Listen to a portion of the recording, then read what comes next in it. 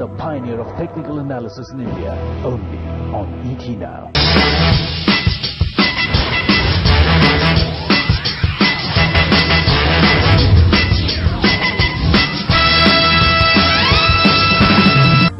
Hello and welcome to Talking Technicals. Today on the show we're going to discuss two range trading techniques, one using Bollinger Bands and the other one using pitchforks. And our show guest, Dr. C.K.NARAYAN, will tell us about how these two technical analysis tools are used by swing traders to play around in neat price ranges. Now, intuitively, we use these techniques a lot. We may look at the 52-week high-low range for a stock and take a decision to trade when we are near either end of that range. Often we tend to sell near the top end thinking we have reached the climax and buy near the bottom thinking we have reached the nadir or the low. Now, is this a good way to look at trading or is this just the novice way of trading? Well, it is a bit of both, I would say, because a 52-week low and a 52-week high is certainly something to look at. And you do see bottoms and tops being made there, or let's say reversals being made there. But then it all really depends upon where the trend is, on the status of the trend. It's not that it'll happen every time. Let me show you where it worked on if you were to buy the 52-week low in the case of the chart of maybe State Bank, which I have on here. For this, I'm harking back to the 2008-2009 levels, where this would probably be something like about a year apart. You also can see that this is a previous low. So if you had used this as something like a yearly low and look to have bought this, then you'd have been rewarded pretty nicely with a move upward. But then that is not the, that's not really the case every single time, because if I were to look at it on the higher side, you might have something like this which might actually happen. But if you were to look at another chart, which would be the case of the chart of Nifty, where I can show you the same, let's say a similar kind of situation, which is the Nifty trading at something like a 52-week high. So this is about, let's about 6 months apart. This is about a year apart. Now, when it does trade up into those levels, you would probably think that the market should now trade down, mainly because this previous high should act as a resistance and send it down. But here the Nifty was actually into a strong uptrend, and that is why the 52-week high did not act as a resistance, and the market actually went even higher. So it's all a question of where we are positioned as far as the trend is concerned, as the 52-week high or low is being reached. Right. So that's important. If it's an uptrend, yeah, maybe a buy, a low, sell high would work. When it's a downtrend, only then and then only would sell high and buy low later on would work out there. Okay, let's get to Bollinger Bands. We told you we'd be discussing that, and the definition for that is coming up on your screen very broadly. If you remember from our earlier shows, you have a middle line, which is a simple moving average line, and you have a line on top, which is 2 standard deviations above and 2 standard deviations below. Now, that's what gives you the broad trend in the channel.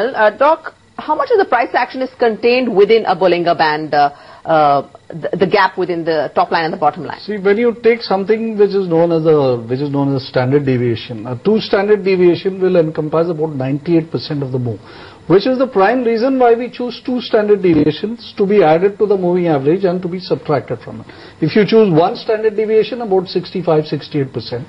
3 standard deviations will take you to 99%, which is no different from 2 standard deviations. So, which is why any standard deviation channel, Bollinger Band, or you even have trendline channels using standard deviation, will always use 2 as, as the multiple. Right. Okay.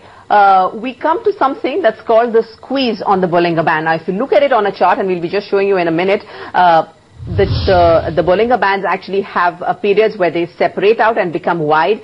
They come down and they narrow and they meander and they go on pretty much like a river going its course. There are periods when the bands are very narrow and close together. That's called the squeeze.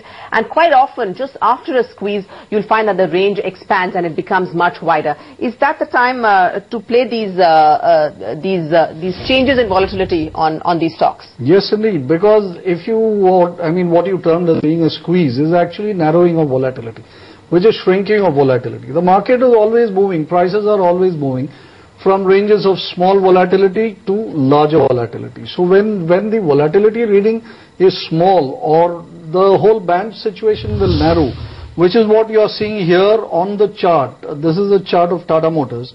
Now you have a nice trend, and as the trend were to speed up, you see that the bands are nice and apart, fairly wide. So this is a period of larger volatility.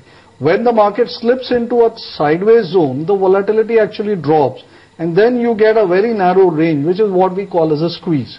Now, a squeeze then leads to again a fresh expansion in volatility, which then becomes a tradable signal. You can trade a squeeze on the upside as an upside breakout, or you could probably look to trade a squeeze on the downside as well, like you see here in the case of a band Lloyd, where you have this as a decline and then the bands are wide apart, and then a band goes sideways for a while, where the walls drop and the bands become extremely narrow.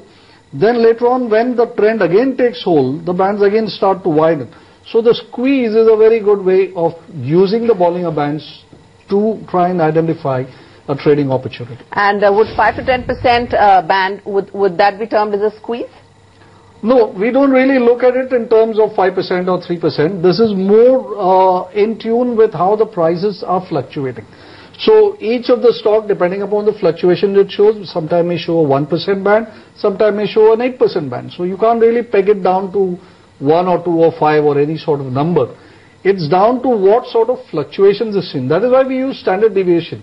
You know, the standard deviation. So you're saying the squeeze is visual, it's more visual than actually numeric? No, the squeeze is also created by a number, right? So the number drop, the standard deviation of the prices drop because the prices get into a narrow band. Right. But 5 to 10% of the trading price of the stock, if the prices stay contained in that, is that a narrow band? Well, I think you'd have to make it a little relative. You know, it's what is squeeze and what is wide is all it's all relative. Okay. So maybe 5 to 10. You know, why I'm saying yes or no to this is that I don't want our viewers to get hung up on a number of 5 or 10 or 3 or 4. It has to be seen in a sort of relative concept.